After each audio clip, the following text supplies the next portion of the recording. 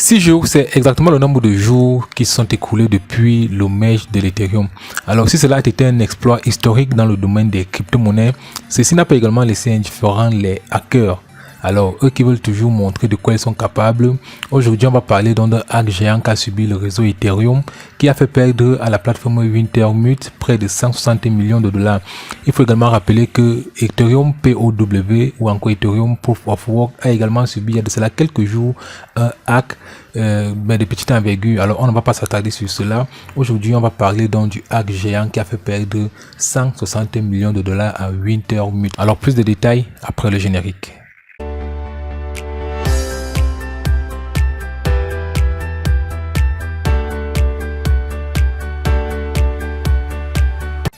Alors, voilà ensemble donc cet article du journal du coin pour voir les détails donc de ce hack.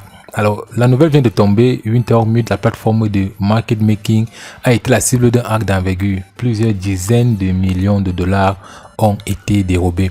Alors, 160 millions de dollars dérobés sur Wintermute. Il y a de cela quelques heures, Evgeny Gevoy, le CEO de Wintermute, s'est tourné vers Twitter pour annoncer que la plateforme avait été la cible d'un hack. Ainsi, celui-ci a dévoilé que 160 millions de dollars avaient été dérobés sur les opérations DeFi de l'entreprise. En effet, les opérations CeFi et OTC n'auraient pas été affectées par l'attaque. Alors, c'est quand même assez troublant de savoir que ce sont les opérations DeFi qui ont été attaquées. Cela montre à suffisance qu'il y a vraiment un problème de sécurité au niveau du réseau. Alors, celui-ci souhaite tout de même rassurer les utilisateurs et les investisseurs en déclarant que la plateforme reste solvable. En effet, il reste plus de deux fois ce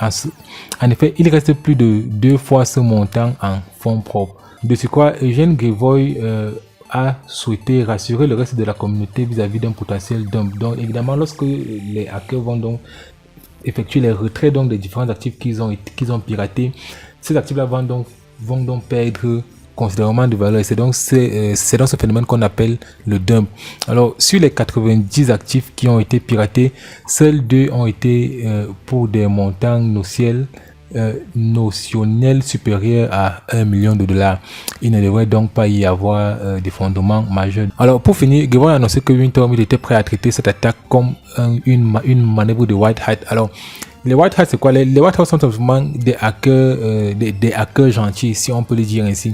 Donc, ce sont des hackers qui se distinguent donc des white hats, qui sont donc voilà, des hackers malveillants qui viennent donc pour détruire un système, qui viennent donc pour pirater, pour voler.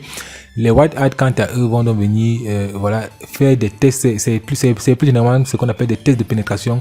Ils vont essayer donc de pirater voilà, la plateforme pour voir dans les failles de vulnérabilité et ainsi pour contribuer à une sécurisation plus approfondie donc du système. Alors ce hack d'envergure pourrait donc prendre la 7e place du classement des pires hacks maintenus par le média Richt. Alors on comprend par là que le CEO veut juste montrer aux investisseurs voilà qu'il n'est pas vulnérable, mais pourtant il faut le dire, c'est un hack de grande envergure. Alors comment le hacker va donc essayer de se protéger? Alors rapidement après avoir perpétré son attaque, le hacker de Wintermute a déposé l'ensemble de ses stablecoins dérobés, soit près de 118 millions de dollars dans un pool 3CRV de Cure. Comme l'a indiqué Oxtuba sur Twitter, cette manœuvre a probablement été réalisée pour empêcher que Cycle et Tether ne gèlent les fonds dérobés. Ce dépôt colossal fait donc du hacker le 3e plus gros holder de la pool 3CRV. Alors voyons à présent ce qui a été donc à l'origine donc de ce hack. Évidemment, à la suite de cette attaque, plusieurs crypto-enquêteurs sont partis à la recherche des causes de ce hack. Rapidement, ces derniers ont identifié la piste de la faille de Profanity. Ainsi, Itch a récemment mis en lumière une faille présente sur l'outil Profanity.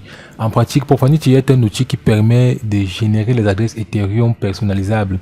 Ces adresses personnalisées sont donc couramment appelées des vanity addresses. Par conséquent, l'attaquant aurait donc, semblerait-il, réussi à générer la clé privée d'un des hot wallets de Wintermute. Ensuite, une fois la clé privée en sa possession, celui-ci pouvait donc disposer des crypto-monnaies stockées sur le wallet. Désormais, les montants dérobés par le biais de la faille des outils Profanity s'élèvent à plus de 170 millions de dollars. À ce rythme, celle-ci pourrait devenir l'une, si ce n'est la plus grosse faille qu'ait connue le réseau Ethereum. En parallèle, Inch a dévoilé il y a seulement quelques jours de la faille présente dans Profanity. L'objectif était d'avertir les wallets potentiellement à risque. un investissement qui aurait peut-être mis la puce à l'oreille du hacker de Wintermute. Alors ça sera tout pour cette vidéo. Dites-nous ce que vous en pensez, voilà, du hack qu'a subi donc le réseau Ethereum, surtout à quelques jours seulement du merge. Est-ce que cela ne va pas peut-être déstabiliser un peu les investisseurs? Est-ce que ça va pas un peu casser en quelque sorte donc la confiance des investisseurs? Alors dites-nous ce que vous en pensez en commentaire. Surtout n'oubliez pas de nous laisser un gros pouce bleu. Abonnez-vous à la chaîne si ce n'est pas encore fait et n'oubliez pas d'activer la notification pour ne rien rater des prochaines vidéos. Sur cette chaîne, nous vous présentons des opportunités qui pourront vous faire gagner vos fins de mois. Car comme on dit chez nous, vous savez déjà, l'argent, c'est le nerf de la guerre.